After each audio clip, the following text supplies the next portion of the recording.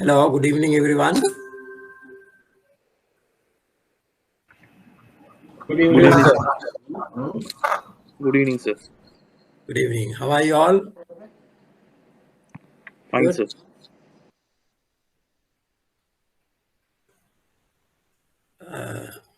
Let us start with the subject of the assignment.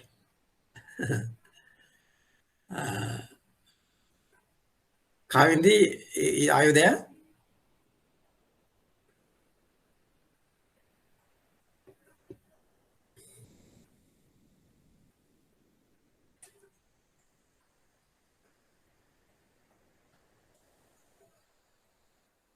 How about your draft of the assignments, please?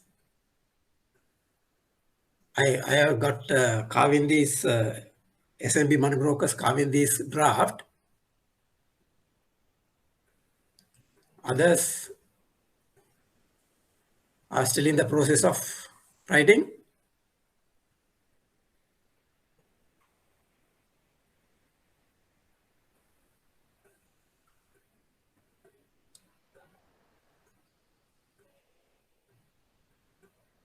How about Tilini? Peter Chapman, Tilini?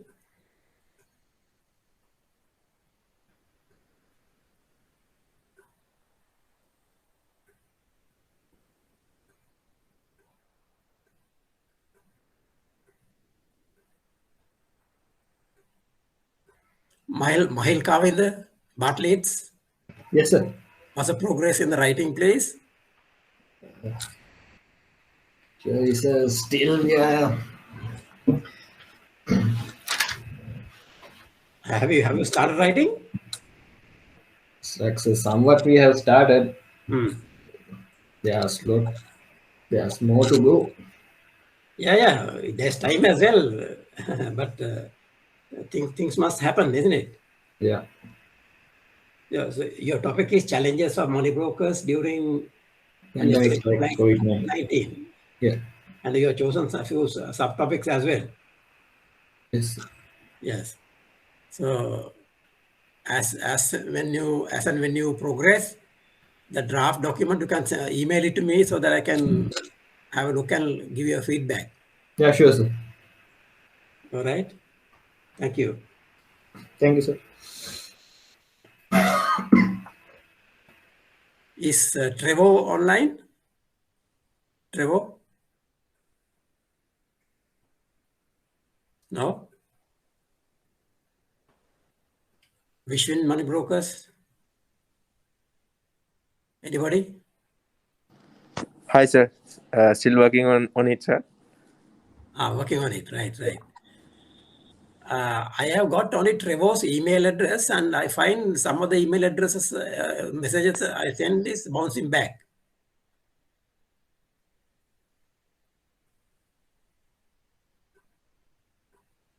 All right.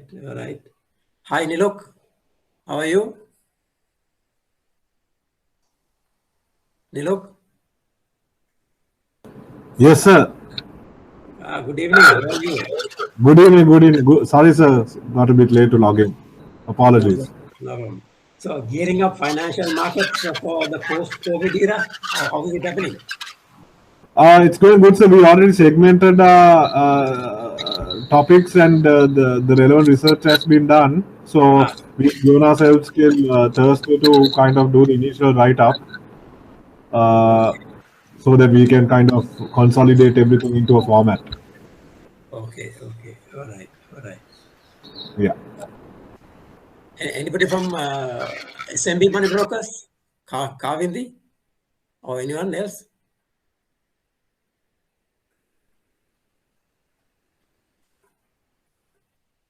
Hello? No one has joined so far?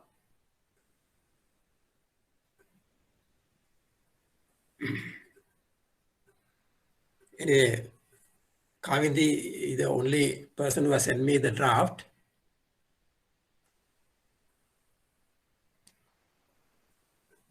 Okay. So let's get on with today's presentation.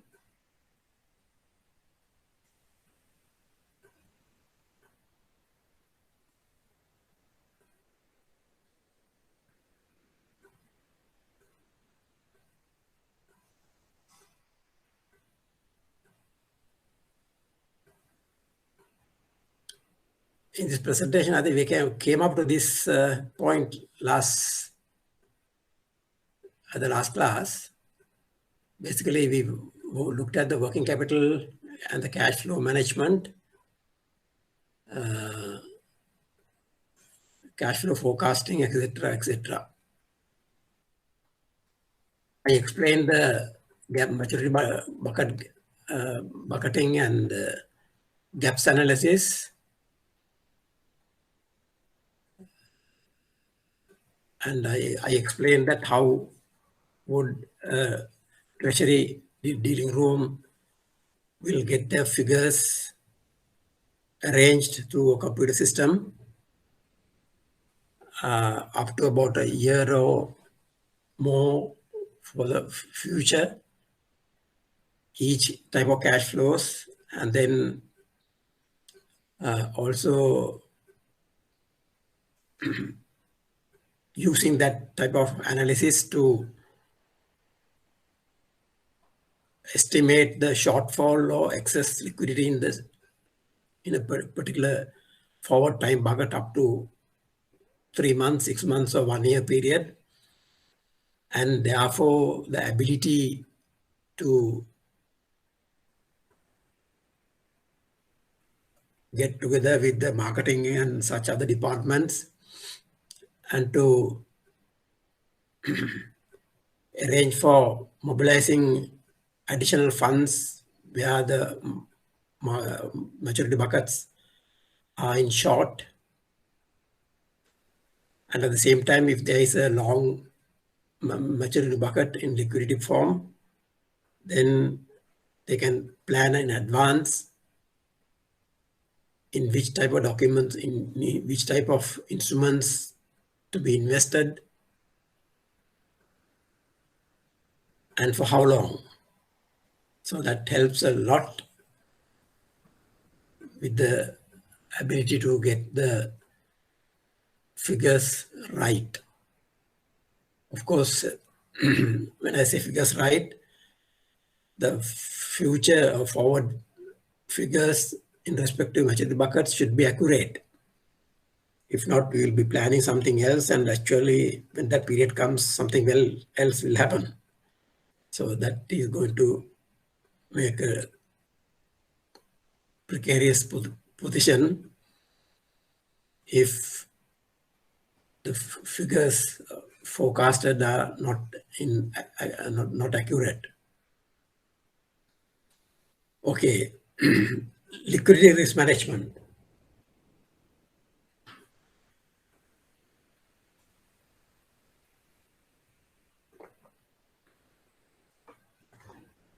By the way, did you get the message that I circulated about the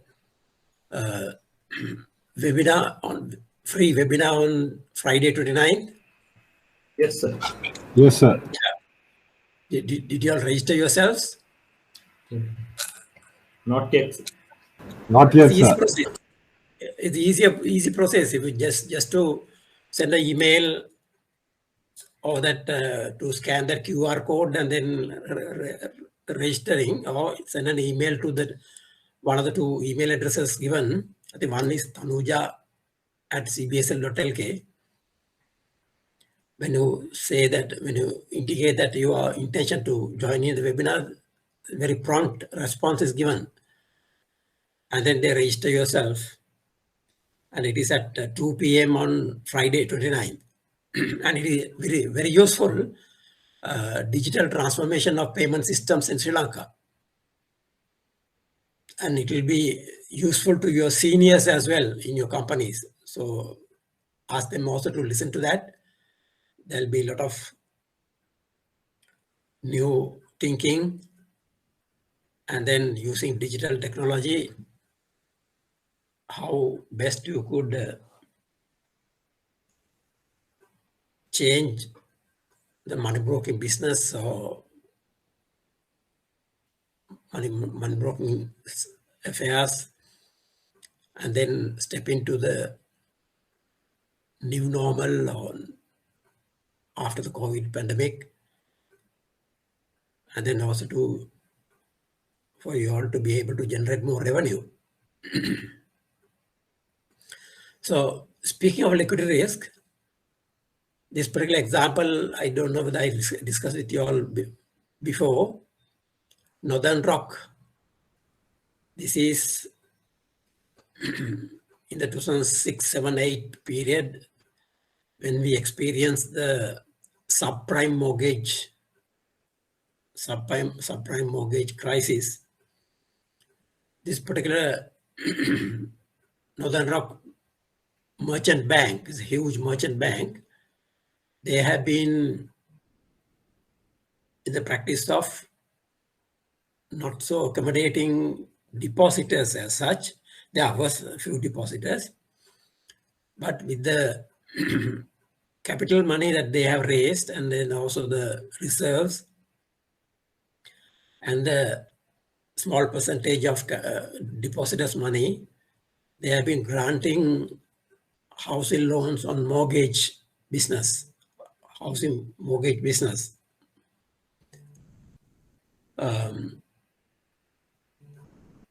And initially they have granted the housing mortgages to the stable income earners who had a secure job. So they have collected a lot of housing mortgage loans and they have been named as prime mortgage loans because with the stable income, with the stable employment and the income, the borrowers are able to service the monthly installments. And those mortgage bonds, they have bundled them out to say $1 billion, 1 billion pounds, and then likewise, and then securitized and then sold to other investors who would buy them at a discount. And that have been a huge market. That have been a huge market for them to generate more funds with the sale of the mortgage bond securitized bundles. And then using those funds, they have been in the business of granting new mortgage loans to new customers. And then at a certain point in time, the stable income earners or the stable employment category as exhausted, and then they had to be looking at people with not so stable income or not so stable employment to grant the mortgages as well. So they have been carrying on with this business of bundling the mortgage bonds and selling it to new investors at a discount. The discount factor being the interest component of the profit margin of the new investor. But the advantage just for the Northern Rock company have been the immediate cash flow for them to make arrangements to grant new mortgage loans to new clients. So there have been only a few deposit customers, but they have been in the business of granting mortgage loans and then selling them to new investors and generating cash for them to be able to grant new loans. So all of a sudden, with some other macroeconomic variable changes, these subprime mortgage borrowers who took housing mortgages could not pay as planned before, and some of them are defaulting on the monthly installment payments. So when they defaulted, the subprime mortgage bundled packages being sold to new investors had to be sold at deep discounts, big discounts, because the market knew that some of the mortgage borrowers are not paying. So at one point in time, the new mortgage bond bundles have been sold only at about 30% of the full face value. 30% of the full face value. For example, if the bundles were sold of value of £1 billion, then only 300 million pounds could be realized at the secondary market or by the sale of the bundles. So this was a huge blow. And then by that time, in the entire market, this subprime mortgage crisis occurred.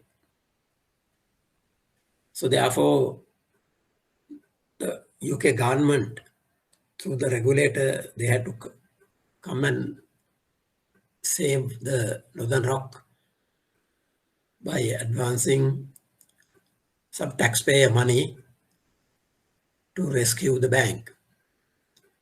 So the problem had been, there had been very less deposit customers. Now, when you start up a banking business, the first thing that you must be looking at is how to acquire depositors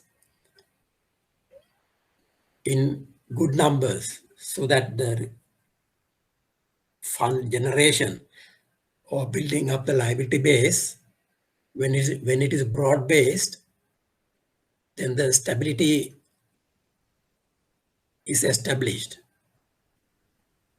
When the liability base is only through sale of bundled mortgage bonds, then that is going to cause a problem when such things as subprime mortgage issues or interest rate hikes or any other macroeconomic changes occur in the market. So that was a huge liquidity crisis. And it was a relatively small bank, did not have sufficient depositor base to fund new loans and mortgages.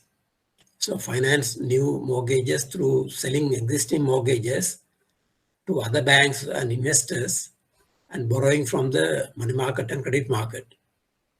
So this is a good lesson, good example for the organizations who do not have a broad-based liability structure.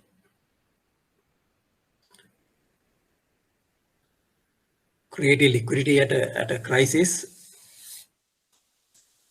is going to be very difficult and problematic. So, in managing the liquidity, managing liquidity risk, there are procedures and systems established. These are particularly in Sri Lanka, what you can see in the banking system particularly, and then also including finance companies and other financial services industry. So as we discussed a while ago, maturity gaps, something like this, maturity gaps has to be used extensively to estimate any difficulty or shortfall in the months to come or in the future periods. Then statutory reserve ratio, currently at 4%, also helps because at least that 4% of money is with the central bank that the financial institution could resort to in the event that there is a liquidity issue.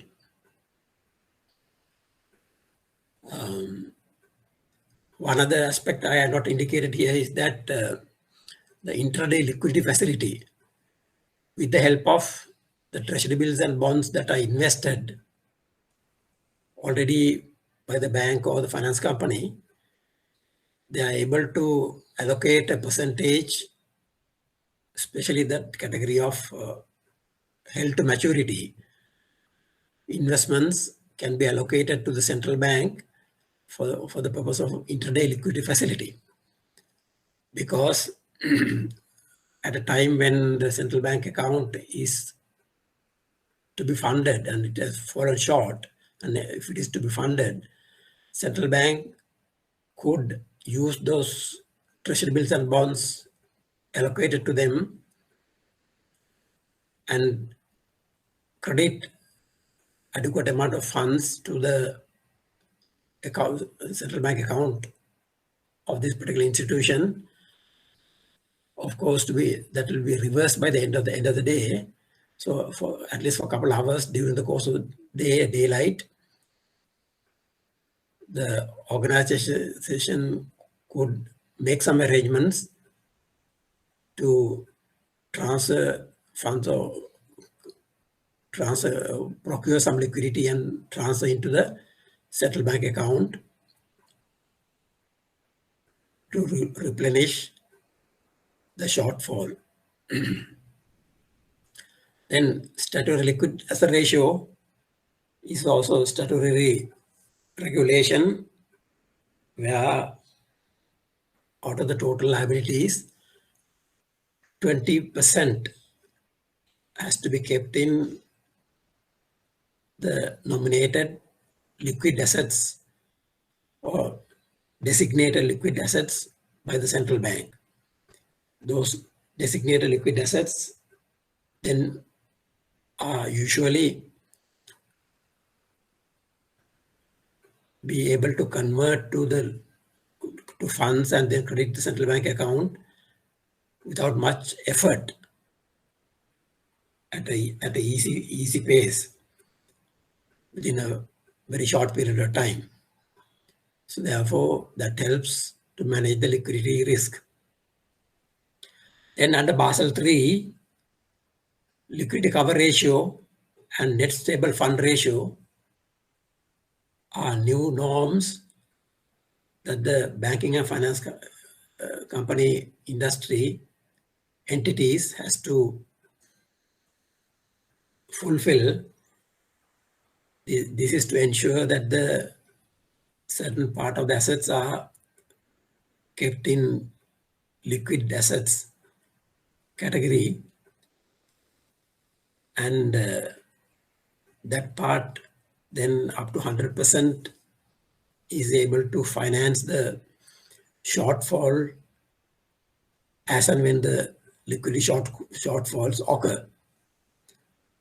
Then the bank rate, in case of difficulty, only bank rate is used. This is particularly known as the lender of last resort.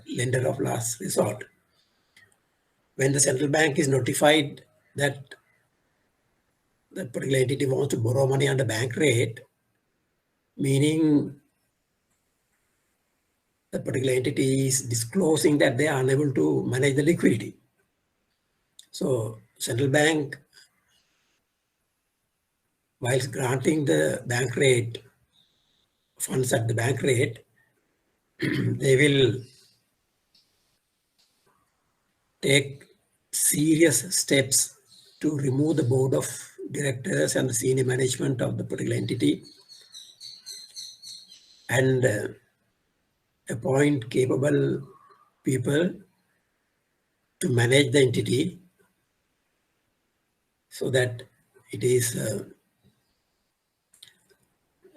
does not pose a threat to the banking and financial systems in the country. One good example that we saw in the recent past in Sri Lanka is that the Ceylon Bank, after Golden Key episode, the Golden Key Group, Ceylon Bank was one of the companies. They have been in the middle of lending intercompany corporate loans. And there was a time that they could not survive anymore. So Ceylon Bank faced severe liquidity crisis, and the other banks who used to usually lend money to Ceylon Bank on interbank call money and then term money took steps to freeze the limits, and Ceylon Bank could not generate money, liquidity to carry on the business. So central bank stepped in and removed the board of directors and the management, and then handed over the management of Ceylon Bank to BOC. And after a few months' time, BOC handed back the management affairs to a new management, and the central bank took steps to appoint a new board of directors. So that type of seriousness will happen if the liquidity is not managed properly.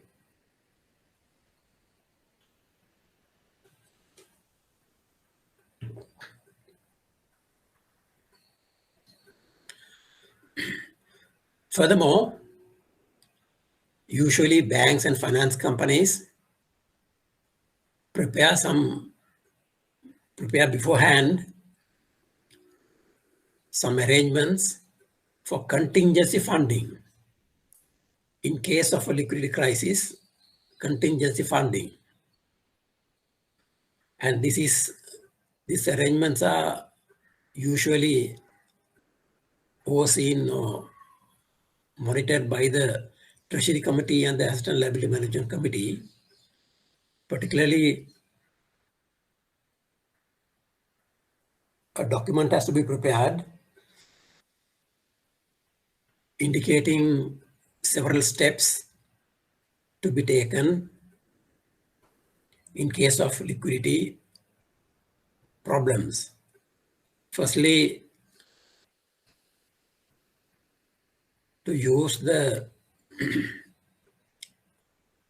in case if there is a shortage or liquidity, firstly they could use the money market, and using the brokers as well, they could borrow money overnight or for a term from the friendly counterparties who would lend money to them.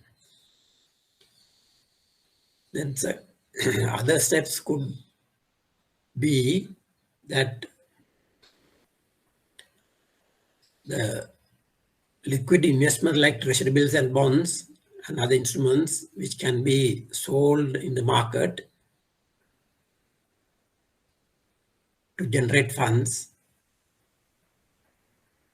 when there is a liquidity issue or shortage of funds, and at a minimal cost to the institution.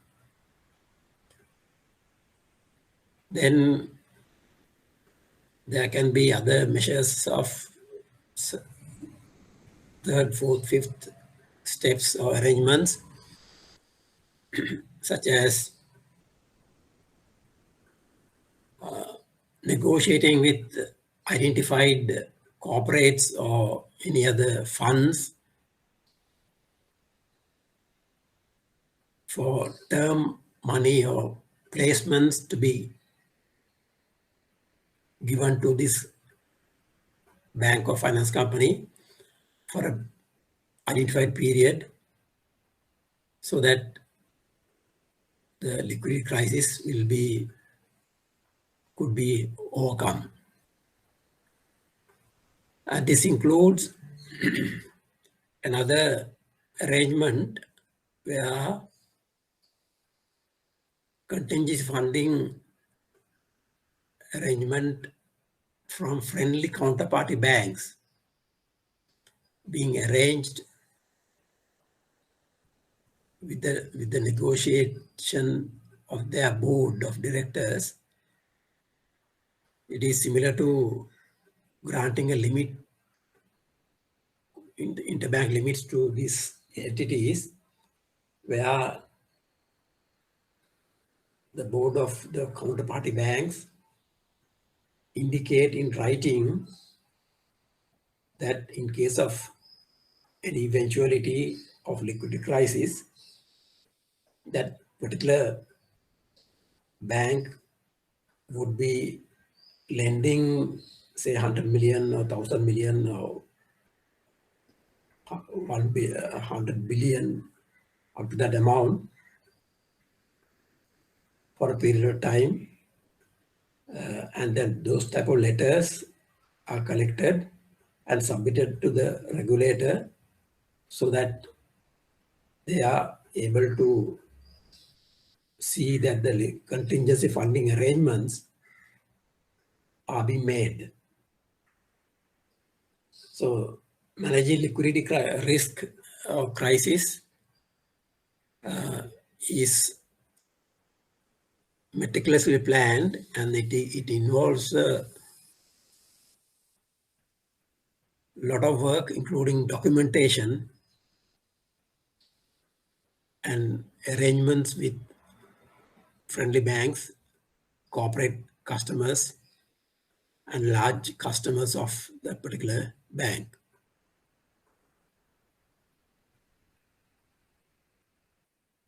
Statutory reserve requirement, statutory liquid asset ratio, liquidity cover ratio, net stable fund ratio, how they are used to control the liquidity. Now, SRR 4% of time savings and demand deposits are prescribed by the regulator not to ensure liquidity, but to control money supply. I think I can remember I explained it to you last class or before that. When 100 rupees deposit is accepted by a bank, it can be savings, it can be current accounts, it can be fixed deposits, whatever customer deposit, if it is kept at the bank, 4% of the total deposits have to be kept at the central bank, and the central bank does not pay interest. And every 100 rupees, 4 rupees at the central bank without interest being generated, only 96 rupees will be left with the bank who accepted the deposit to invest and earn money to pay interest on that 100 rupee deposit to the customer. So there is a cost of about 25 basis points when you do arithmetical calculation. Say if the interest rate agreed is 5% with the customer, 5 divided by 96 into 100 will be something like 5.25%. So the effective minimum rate that the bank should be earning on that 96 rupees leftover funds after SRR is 5.25%, although we pay 5% to the customer, the bank pays 5% to the customer in interest on the deposit. From the balance 96 rupees, bank must ensure earning minimum 5.25% as cost of funds, leave alone other overheads like staff costs and then other administrative costs. However, that 4% is with the central bank in case of liquidity crisis that could be used. Then statutory liquid asset ratio, a measure of the reserves that licensed commercial banks are required to hold in the form of government bond, gold, and similar liquid assets, which can be converted easily to cash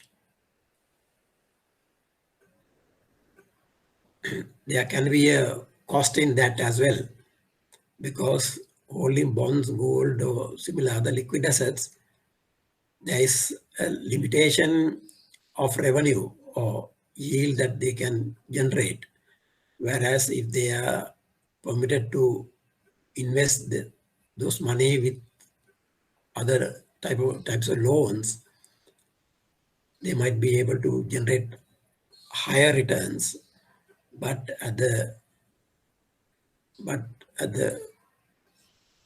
regulations indicate they must keep in liquid assets in case of need, in case of liquidity crisis occurs. Then liquidity cover ratio, the proportion of highly liquid assets held by financial institutions to ensure their ongoing ability to meet short-term obligations, a measure of highly liquid assets which can easily be converted into cash that banks are required to hold. So liquidity cover ratio, and the next one, net stable fund ratio, a long-term measure of available and required amounts of liquidity. These two norms or concepts or regulations came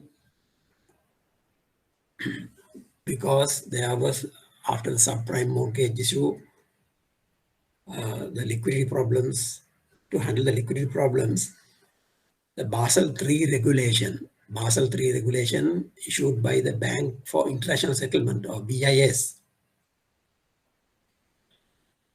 BIS, Bank for International Settlement, is a body like IMF and the World Bank, but the BIS can be considered as the central bank of the world in the case of compliance and in the case of regulations issued to the banking system in the world. Now, the IMF and the World Bank were created soon after the Second World War. IMF was created to support the member countries when they encounter fiscal deficits, balance of payment deficits, and the problems and the crisis. That is why there is a lot of urge for the present government here to go to IMF and ask for a loan. But the government is very adamant that they say they will not go to IMF to borrow money. But however, the IMF membership which Sri Lanka maintains allows Sri Lanka to seek a loan facility to cover the trade deficits or balance of payment difficulties currently Sri Lanka is experiencing. And the other institution, the World Bank, the long name is Bank for Reconstruction and Development of the World.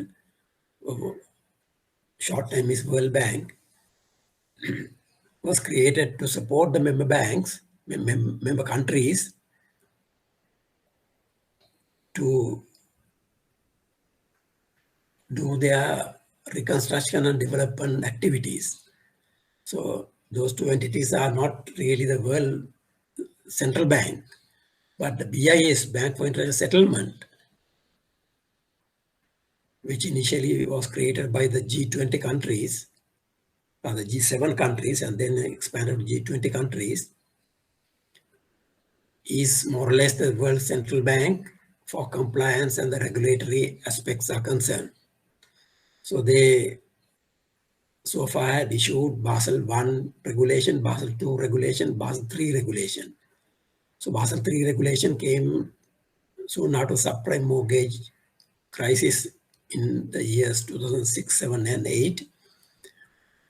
And Basel III rules, regulation was rolled over or implemented in the world and particularly in Sri Lanka in the years of 2014 and later. So in that, these two particular liquidity cover ratio and net stable fund ratio are mandatory requirements to ensure maintain liquidity by the banking system.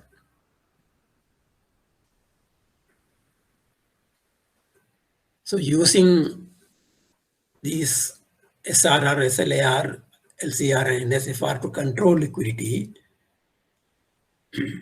we saw a couple of times that the Central Bank of Sri Lanka using these instruments to control liquidity in the system. So to create excess liquidity in the banks and enable banks to provide more lending to the enterprises affected due to COVID-19 lockdown. You might remember as soon as COVID-19 was declared a pandemic in the years of 2019 and early 2020, Central Bank brought the SRR rate to 2%, brought down the SRR rate to 2%. I think it was from over 6%, it was lowered towards 2%.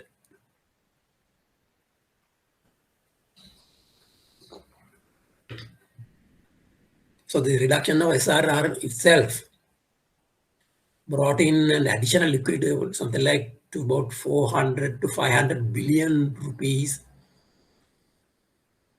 to the economy, additional liquidity to the economy. Why? The SRR money to be kept at the central bank was reduced. Therefore, there were more money with the banks, which could be lent to the customers who were affected by the COVID-19 pandemic.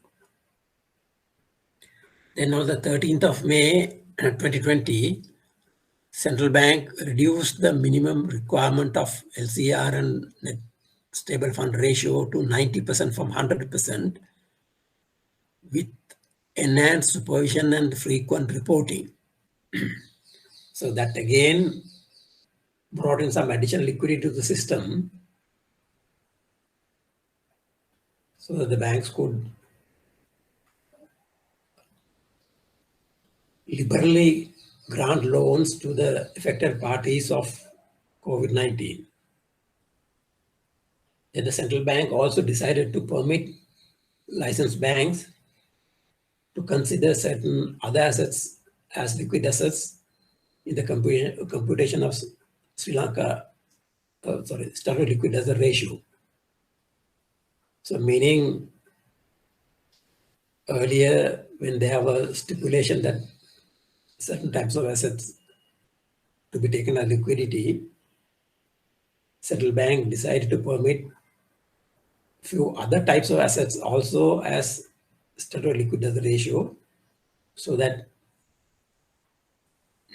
the liquidity of the banking system could be enhanced further. The objective of the liquidity coverage requirement is to improve resilience in the bank's short-term liquidity risk profile. These requirements are designed to ensure banks maintain an adequate level of readily available, high-quality liquid assets that can quickly and easily be converted into cash to meet any liquidity needs. So we saw these measures being taken by the central bank in the years of 2019 to 2020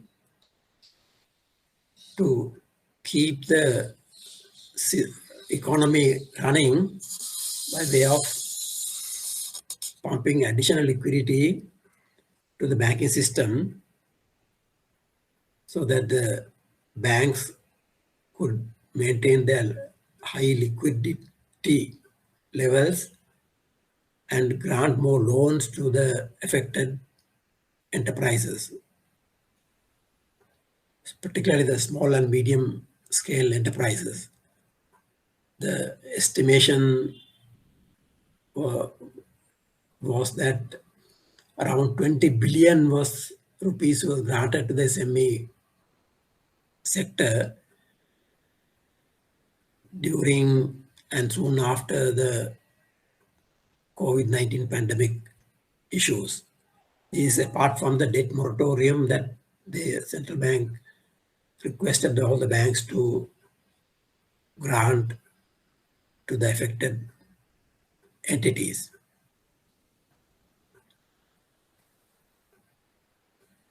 Particularly using statutory reserve requirement to control liquidity, central bank can inject liquidity to the market or absorb liquidity from the market by changing the SRR ratio.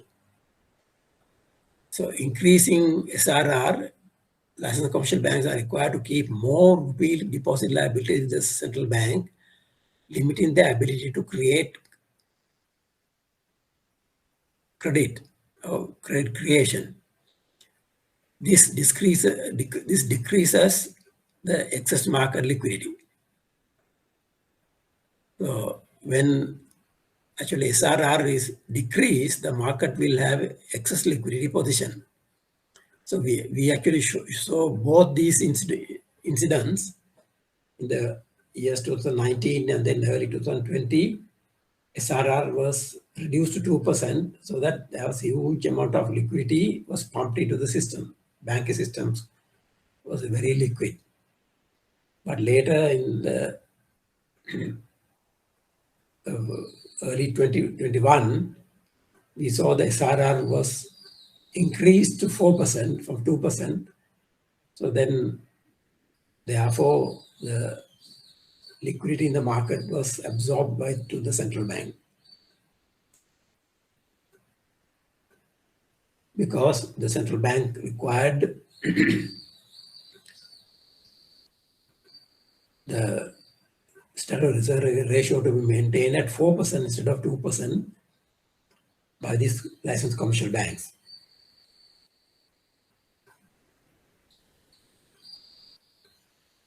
So the central bank can increase the SRR to absorb liquidity from the market and vice versa. Basel I, Basel II, Basel III, and control liquidity. The key differences between Basel I, II, III. Basel I was established somewhere in the years of 1980s to specify a minimum ratio of capital to risk-weighted assets for the banks.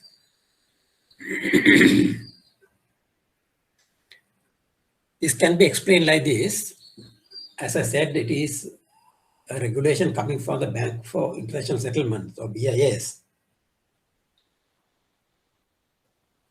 Now the banks are usually asked to maintain capital, banks and finance companies.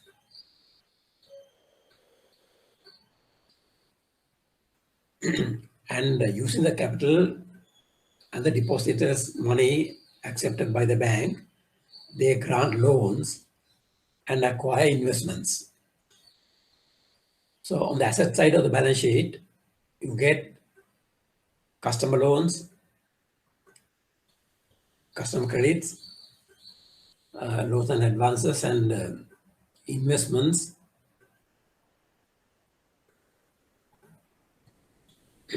So the risk weighting of these customer loans and the investments on a particular arranged criteria helps the bank to ascertain the risk weightage of those asset portfolios. For example, overdrafts or temporary overdrafts are the more risky assets category in the balance sheet of a licensed commercial bank. So the risk weight for those risky assets of overdrafts is something like 150% or 200%.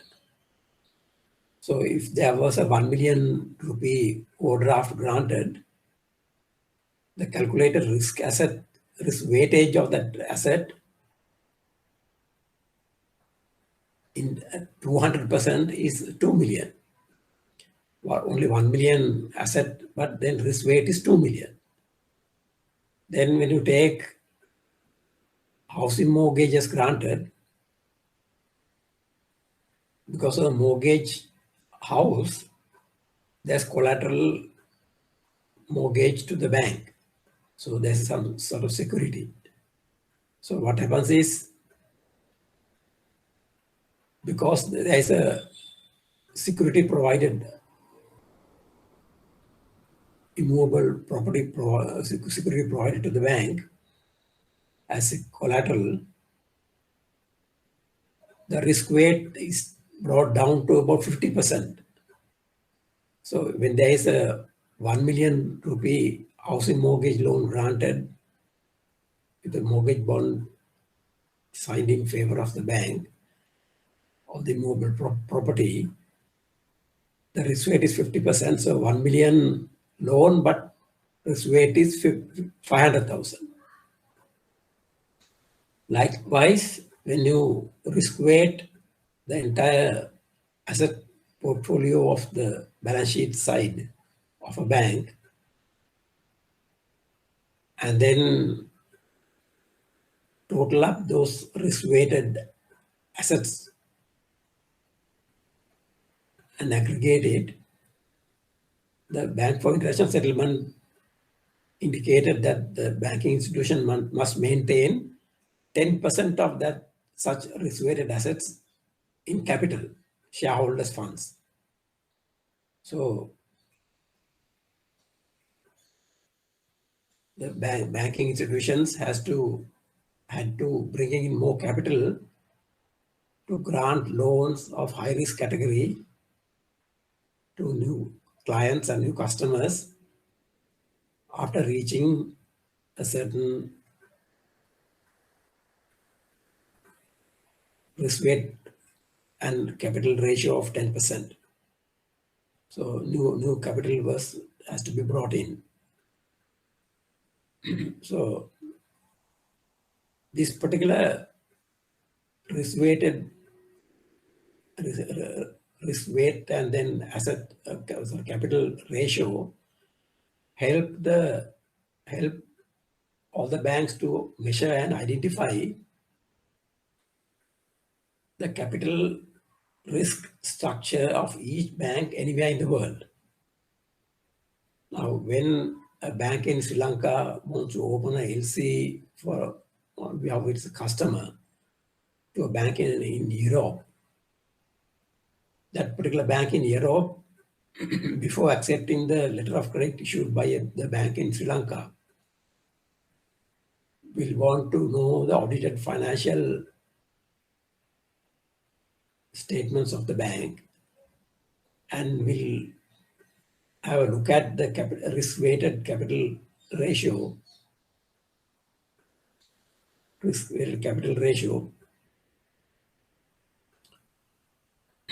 and then if it is more than 10%, they'll be happy because they are maintaining more than the benchmark stipulated by the BIS for risk and capital, risk-weighted assets versus against capital.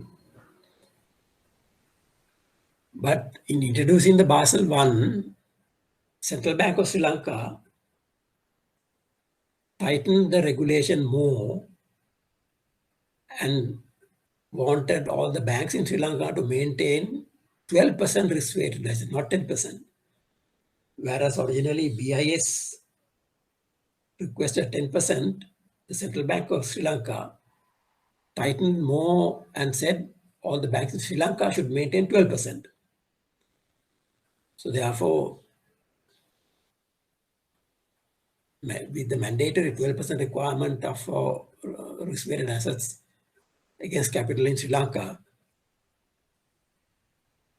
the banking system in Sri Lanka was considered more stable by any bank outside Sri Lanka because the world standard was 10%.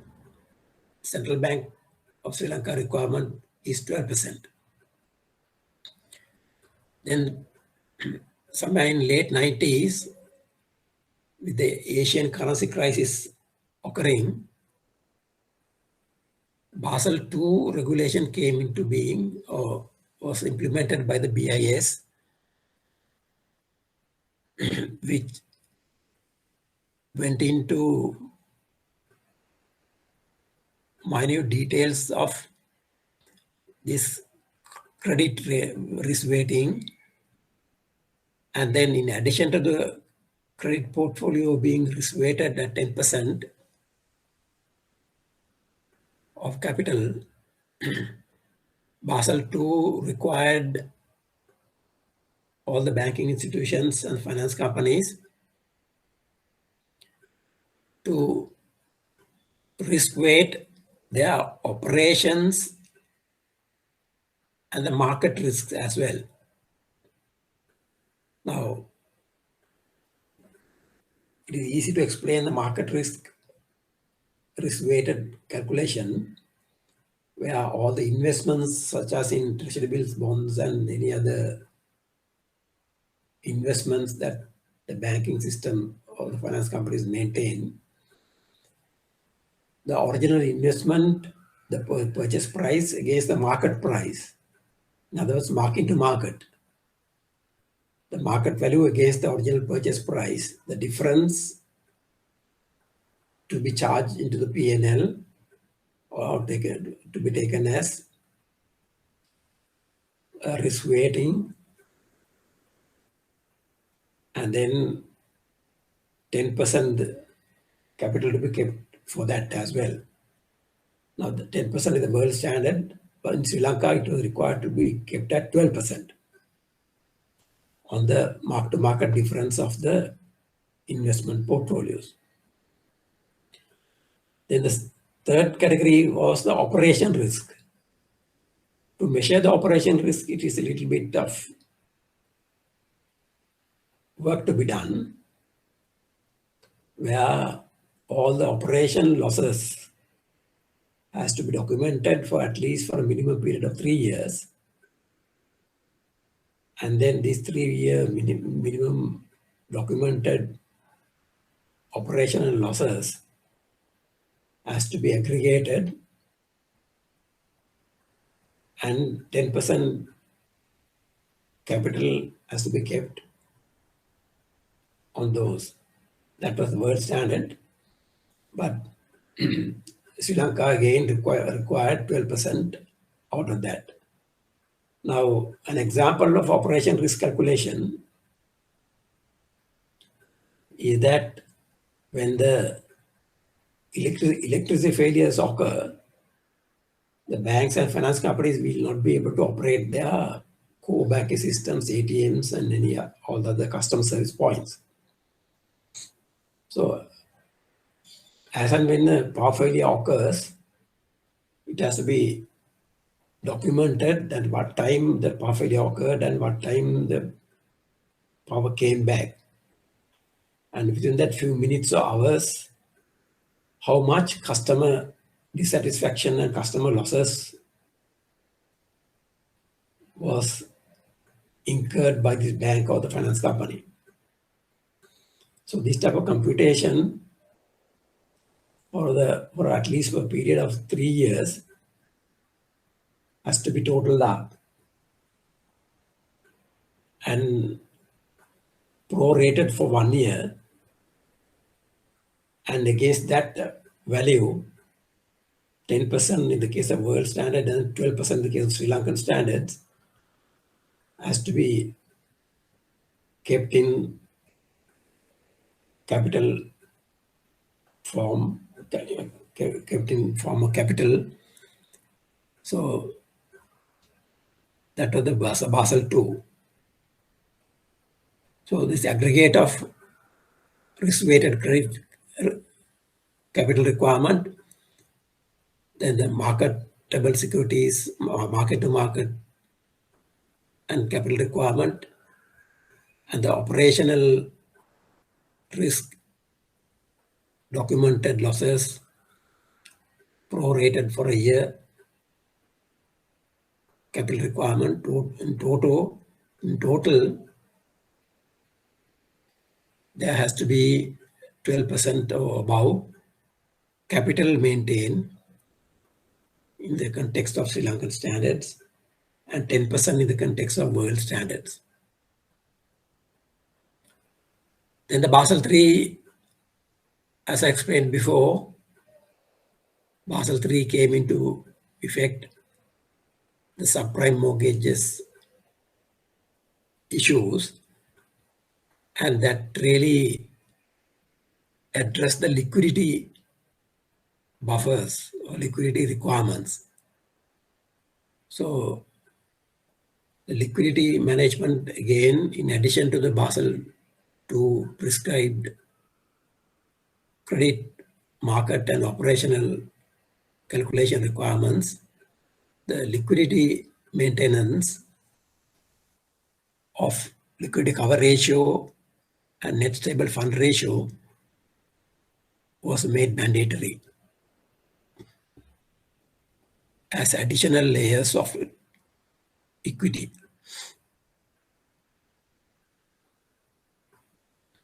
So these are the Basel I, Basel II, and Basel III, particularly initiated by the Bank for International Settlement.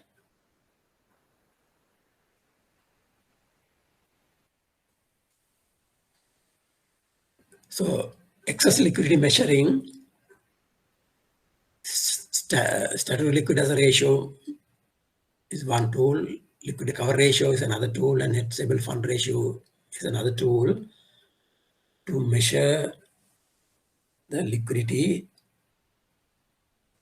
whether it is in excess or shortfall. And at this point in time, I must mention that the banks and finance companies, because they are dealing with public finances, they are to attract new customer deposits. They are more or less focused on maintaining this SLAR, LCR, and NSFR to demonstrate that they are compliant, that they are able to meet any liquidity crisis, and that they also have contingency funding plans. So therefore, almost all financial institutions maintain excess liquidity and get their statements audited by the independent auditors and publish those data in order to attract new deposit customers. So the projected figures has to have accuracy and the reliability. The projected figures must demonstrate the accuracy and reliability in the case of liquidity calculation. Banks need liquidity to fulfill minimum reserve requirements and current liabilities. Solvent banks can turn to central bank for such short-term liquidity, such as the intraday liquidity facility, for which the central bank at present do not charge interest also because it is provided for a day, within the daylight. Then all liquidity available in the banking system that exceeds the needs of banks or financial institution is excess liquidity. Excess reserves are capital reserves held by a bank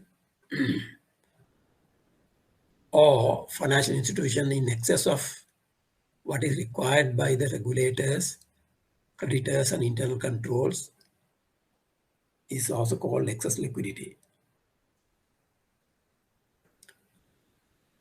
Required reserve ratios set the minimum liquid deposits such as cash that must be in reserve at a bank, more is considered excess.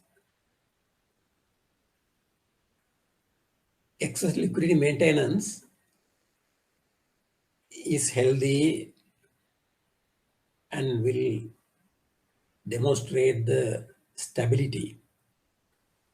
But these entities are also required to maintain the profitability levels. So when such funds are kept in excess liquidity, there's a problem of there'll be a hardship in maintaining the positive P&L, because the income on liquid assets will, however, be lower than the illiquid assets or long-term assets. Naturally, when funds are lent for long-term, the interest rate charge is higher side compared to the short-term facilities. So therefore,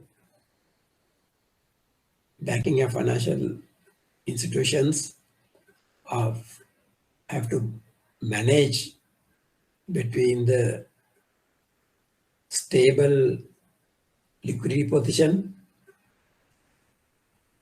and the profitability generated through illiquid assets and long-term, or through investment in long-term and high-yielding assets. So therefore, treasury personnel has to focus on such measures of balancing between the liquidity and the profitability, and then whilst not allowing the institution to face liquidity crisis, they must also maintain high profitability.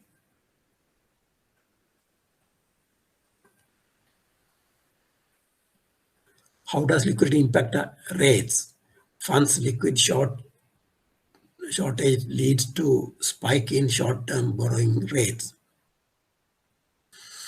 Whenever there is liquidity crisis and a demand is created for funds, then there can be a spike of the rising of interest rate of short-term borrowings. This prevents banks and financial institutions from cutting or lowering lending rates or investment rates. When there is a short-term liquidity crisis or demand for liquid funds, the interest rate curve always try to shift upwards. This also results in a rise in bond yields. If the benchmark bond yield rises, corporate borrowing cost too rises.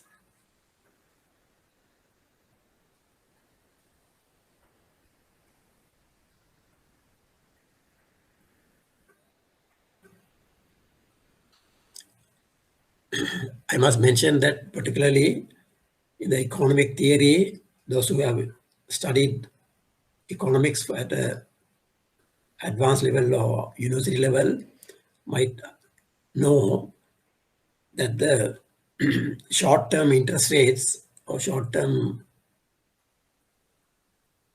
interest rate curve, when it shifts upward on the short term, especially the call money market rates, when it moves up, there is an impact on the longer term tenors to move up as well. At the same time, at the shortest end of the market, call money rates, when the rates are brought down or decreases, the forward rates, interest rates also tend to move down. So there is a contagion effect on the movement of interest rate curves. Those who have studied the interest rate curves for their studies will understand better, and they will know that when the short-term interest rate movement also propel the medium to long-term interest rate movements on the same direction. How does liquidity impact rates? Excess liquidity decreases market interest rates and will stay low. It is cheaper for companies and people to borrow money, thus helping the economy recover from the financial and economic crisis, allowing the banking system to build up liquidity buffers.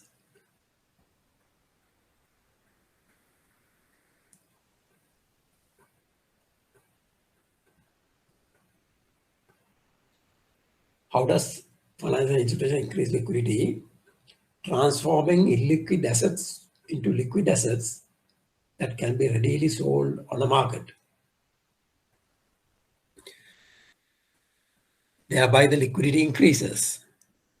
Example, a bank can issue, the bank can use securitization to convert a portfolio of mortgages which individually are illiquid assets into cash, a very liquid asset.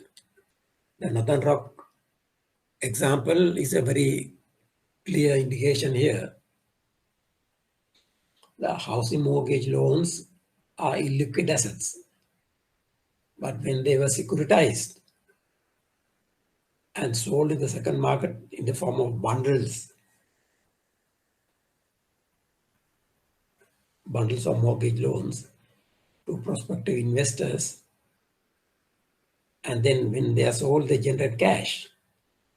So then cash generated is very liquid. So in Sri Lanka also there can be such securitization happening. I think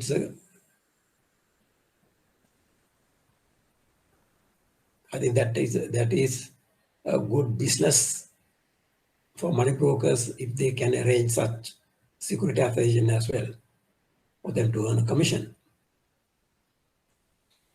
One example I can let you know is that now each bank has issued credit cards. There are credit card balances due for payment on 2 or 3 cycles for a month. Say by the 10th, there is a part of credit card portfolios, outstanding balances should be paid to the bank. Then also by about 25th, another part of the credit card dues will be paid to the bank. So if you all can negotiate with such banks and arrange some standardized credit card outstanding to be sold to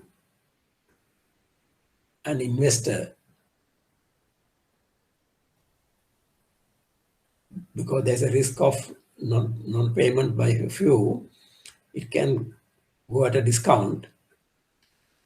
The total outstanding, if you collect it up to about 1 billion or something,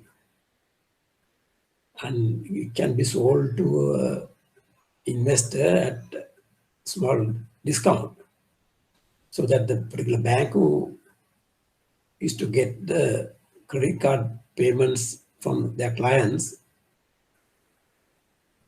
will receive such payments and then pass it on to the new investor who would receive their cash flows after the purchasing of securitized credit card outstanding. So that credit card outstanding value will be realized by the credit card issuing bank without waiting until the 10th or 25th of the month for the people to make payments, the credit card holders to make payment. So that type of securitization could happen. So if money brokers can facilitate both sides, the bankers who issued credit card and the credit card holders who use the credit cards and then are due to make payment, there is ready income source for the money brokers, and this will be a development for the financial markets.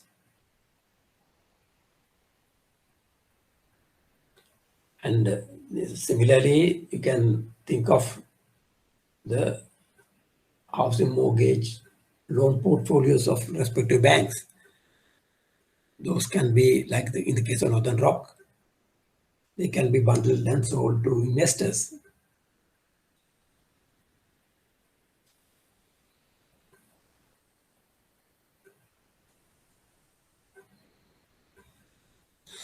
So methods to improve liquidity.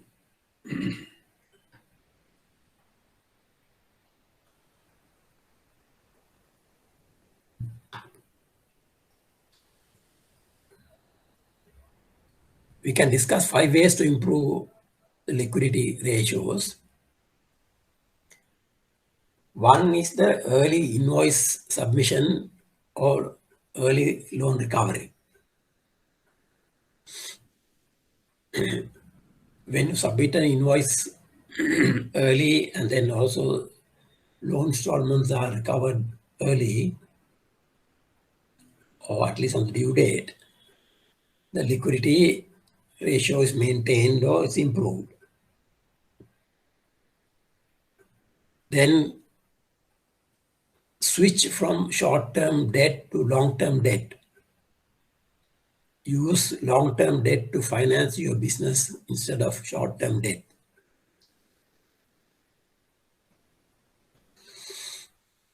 Custom deposits or any other borrowings that you do in the market, instead of borrowing for short term, you could borrow for long term.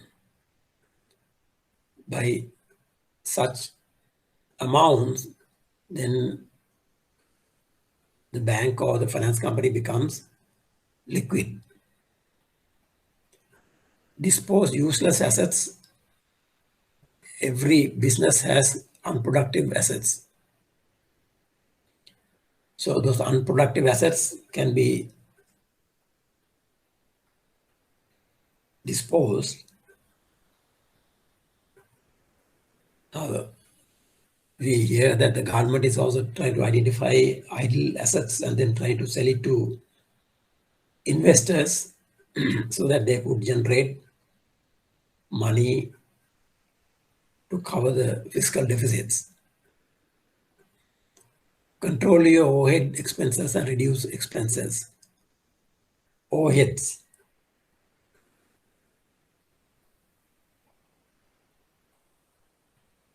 In any organization, if the expenses are controlled, money can be saved and the liquidity situation can be improved. Particularly, we can see, we can apply that to our own government. We can see the government expenditure being at about 80% or more of the total tax revenue of the government. So if that can be reduced or controlled, the liquidity crisis can be overcome. Negotiate for longer payment cycles is another way to improve liquidity ratio. Short-term investment options.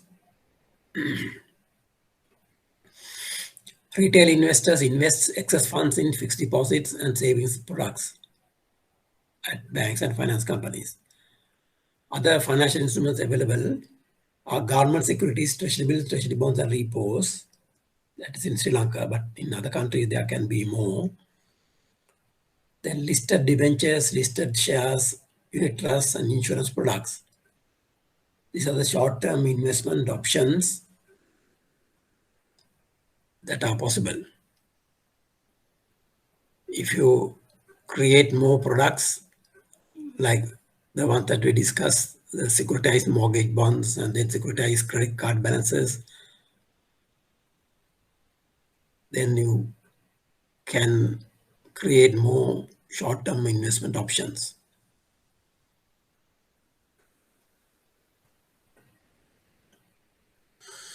Corporate treasurers invest excess funds in fixed deposits and savings products, particularly money market accounts, repurchase agreements, government securities, T-bills and T-bonds, listed debentures, shares, unit trusts, and insurance products.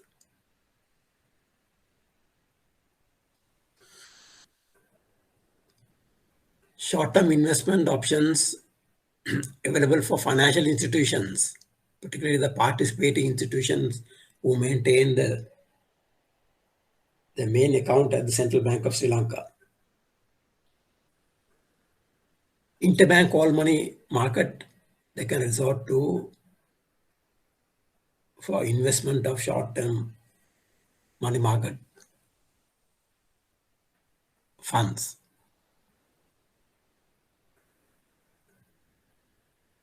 Then standing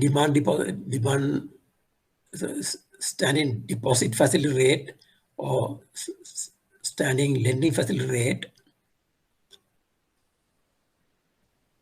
are other two main investment options available for participating institutions.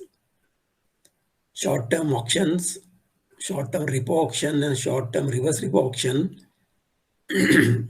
is another investment option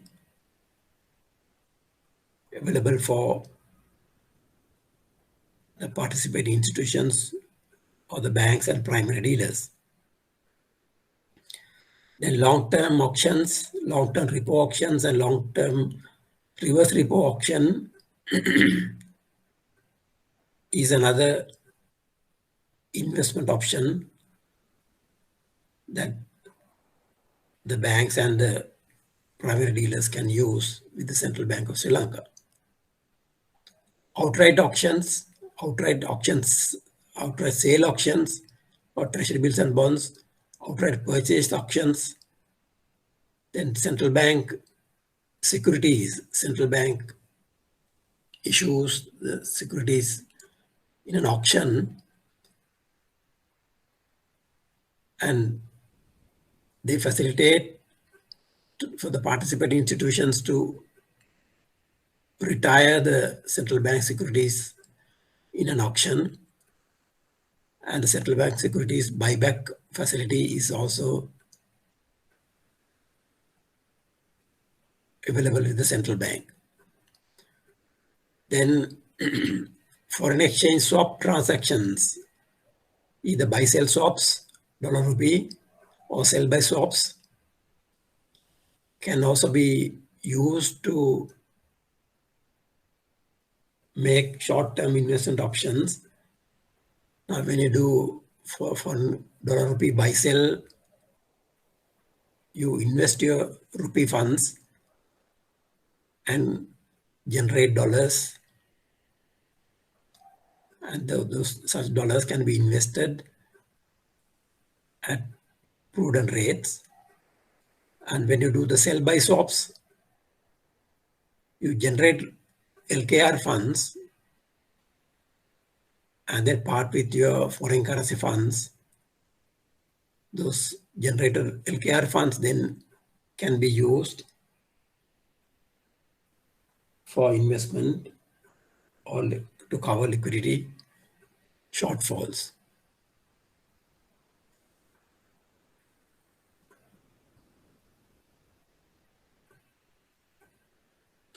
Short-term borrowing options, again, the same type of options that are available with the central bank. I think the money brokers and the bankers are more familiar with the forex swap transactions when it comes to borrowing options. The sell-buy swaps are used frequently, foreign currency sell-buy swaps. And when it comes to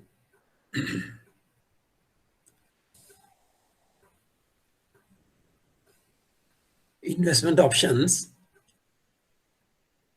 buy-sell swaps are used so that the rupee funds can be invested. So this type of short-term borrowing and short-term investing options, particularly with the central bank and with the interbank market and with other corporate customers and other private placements, there are many other options for borrowing and lending in the markets.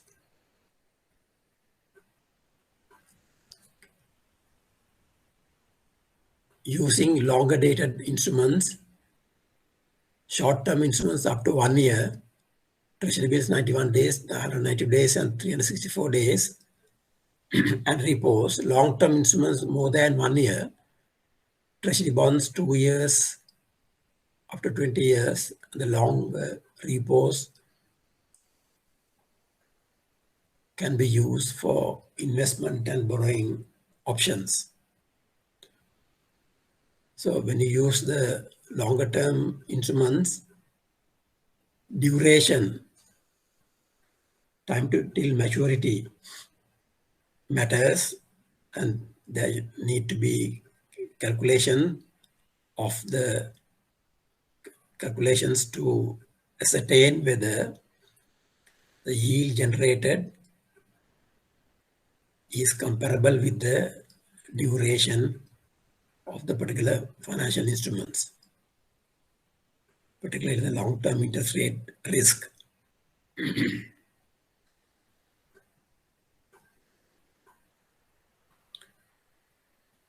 So using longer dated instruments, these type of instruments are available with the central bank.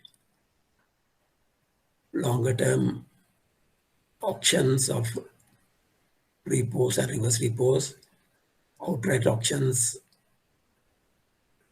sale and purchase, central bank securities auctions, and the foreign exchange swap transactions can also be used.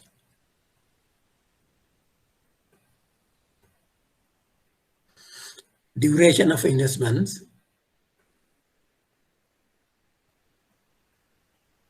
Duration measures how long it takes in years for an investor to be repaid the bond's price by the bond's total cash flows. So duration is a measure of sensitivity of a bond's fixed income portfolios price to changes in interest rates. There are calculations involved in calculating duration, but I don't want you to bombard with these difficult calculations, but it is very beneficial to understand, that is, understand the impact of the duration of the interest rate and the return of investment, and the impact on the price of the bond,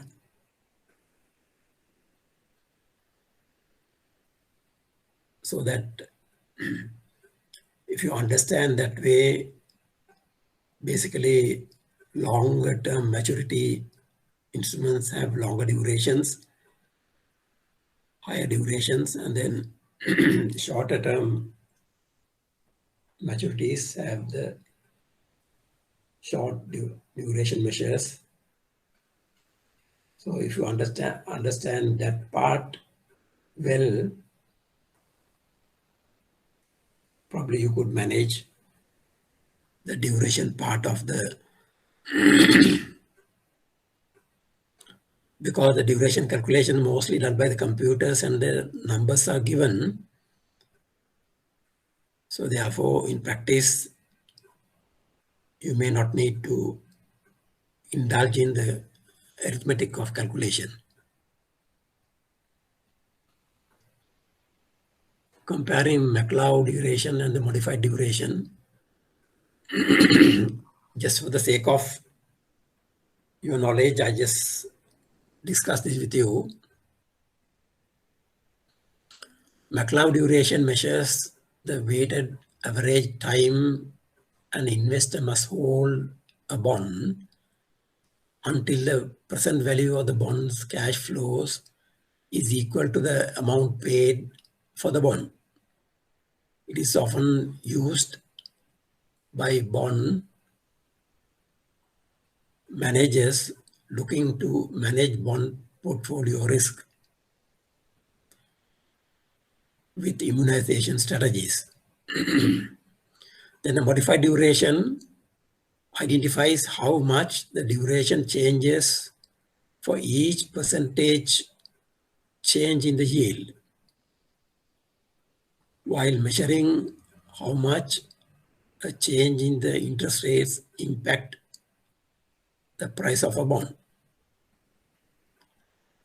So the modified duration identifies how much the duration changes for each percentage change in the yield, up or down, while measuring how much a change in the interest rate impact the price of a bond. Thus, the modified duration can provide a risk measure to bond investors by approximating how much the price of a bond could decline with an increase in interest rates. As you all know, the interest rates and the price of the bond are inversely related. So modified duration can provide a risk measure to bond investors by approximating how much the price of a bond could decline when the interest rate increase. Bond prices and interest rates have an inverse relationship with each other.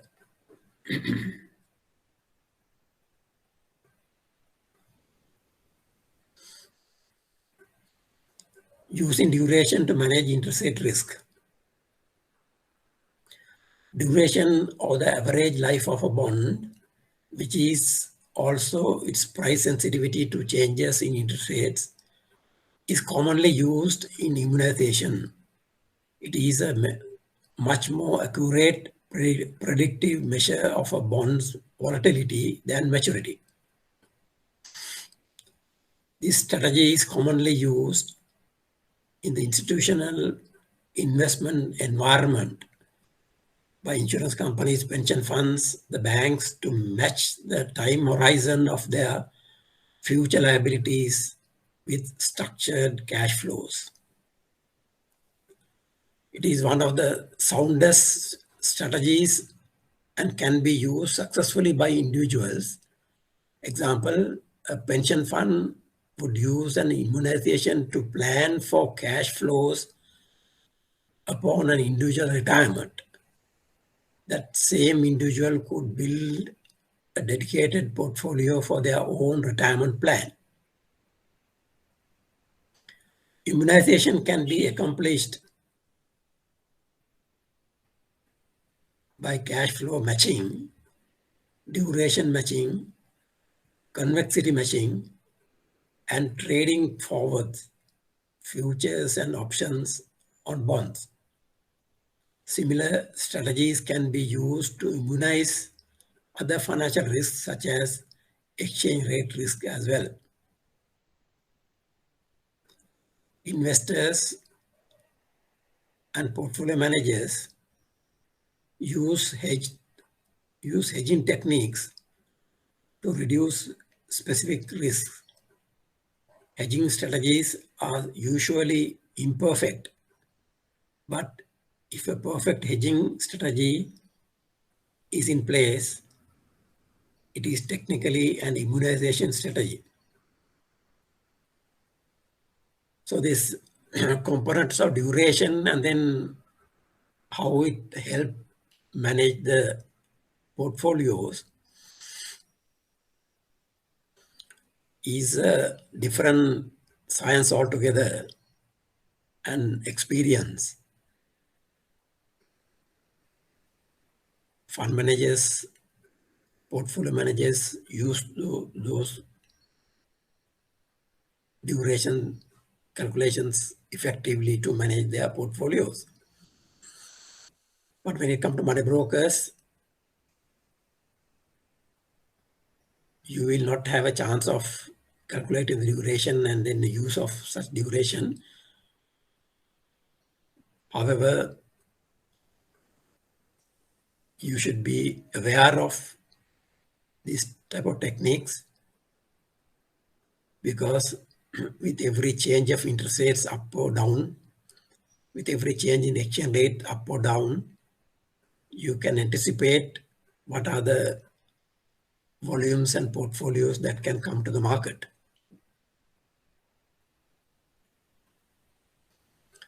Long-term interest rate risk. Bonds price is inversely related to rate of interest on the yield. Bond price goes up when the interest rate decline, and then the interest rate increase, bond price goes down. When interest rate decrease, bond price increase. When interest rate increase, bond price decrease. Interest rates may change over a long period of time. Rate sensitivity to time. Rate sensitivity to time.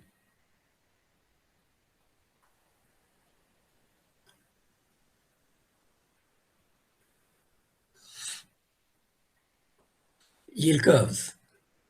A yield curve is a line that plots yields or interest rates of bonds having equal credit quality but differing maturity dates. The slope of the yield curve gives an idea of future interest rate changes and economic activity. The value of a bond converges to par as its maturity date approaches. Whatever the premium or discount of the bond price will narrow down toward the par value as the maturity date approach.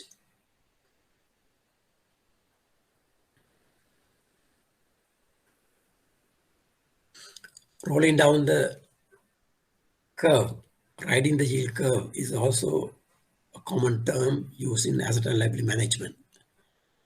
A roll down return is a strategy for maximizing the bond's overall yield by exploiting the yield curve. The fact that the value of a bond converges to par as its maturity date approaches helps, this understanding helps to manage the bonds in its journey of roll down or riding the yield curve. The size of a roll down return varies greatly between long and short-term dated bonds. The size of the return varies.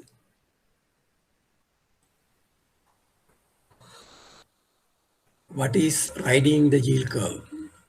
Riding the yield curve is a strategy, is a trading strategy that involves buying a long-term bond and selling it before it matures.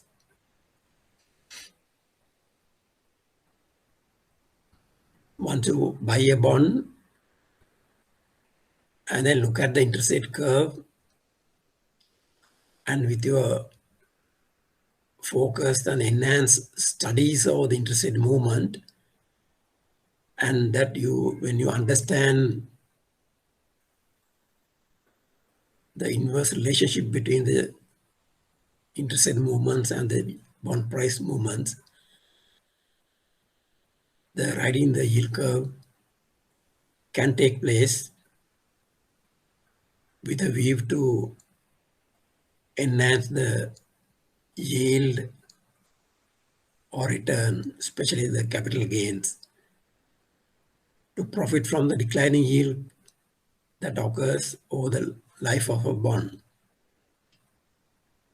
The investors achieve capital gains by employing this strategy.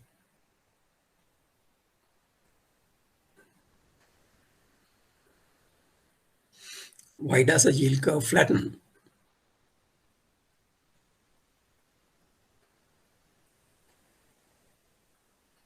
A flattening yield curve may be a result of a long-term interest rate falling more than short-term interest rates.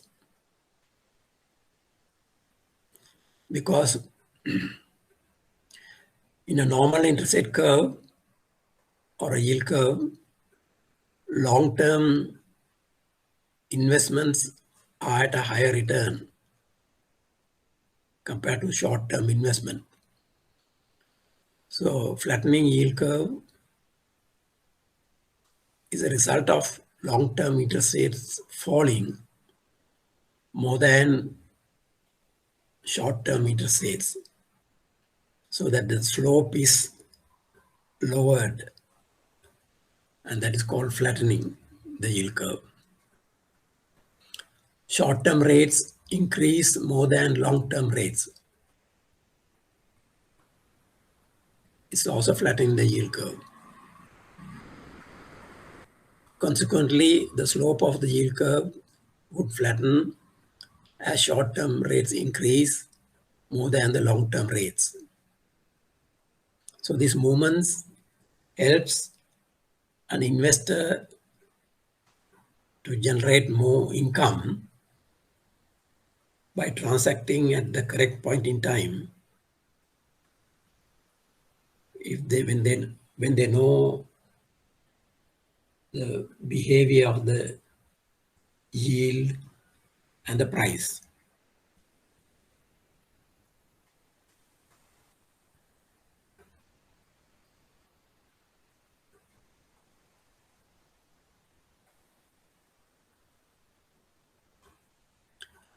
So we are coming to a different topic. Market and the products. Although Mr. Mangala Karunatha covered this on a minute detail at operational level, I need to discuss with you all the point of view of investors, investment and investment return usually handled or traded at the treasury of a bank or a primary dealer or a corporate entity. So since we are almost approaching the closing time for today, we'll keep the rest of the discussion for the next day.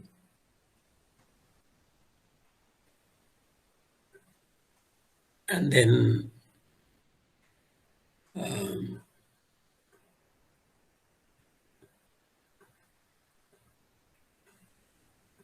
so are there any questions or comments up to now?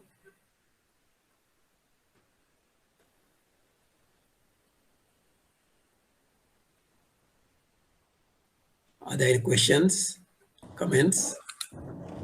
No, sir. Thank you, Nilu. Thank you. Thank you. You are the only person mostly responds to my request to speak up. Thanks, Niluk. Then can I expect the draft assignment writings within the next course of few days? Okay. Yes, Niluk? Yes, sir. Is there any specific date by which you need it, or we were thinking this week to get the draft in place? So Yeah, I think if I can remember correctly, I think 3rd of November or something. 3rd of Sorry? November. 3rd of November is Yes. submission date, right? Yes.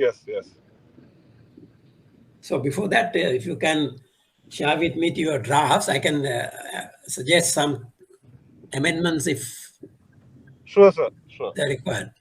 Sure. I have already received the draft of Piggott Chapman. Understood. So likewise, I can help you with whatever the research finding and how to align them in your Okay, sir. We will submit a draft this week. Okay. Others, any response?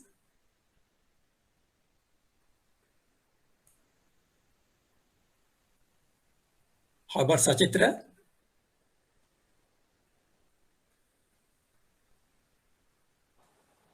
We also will submit a draft this week, sir. Very good. Then how about Trevor Gomez?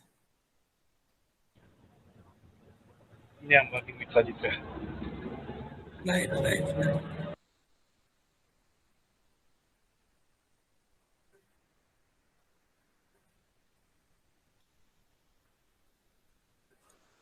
Okay. So then thanks very much, and then we shall close for today, and we'll meet tomorrow again at 4 to 6.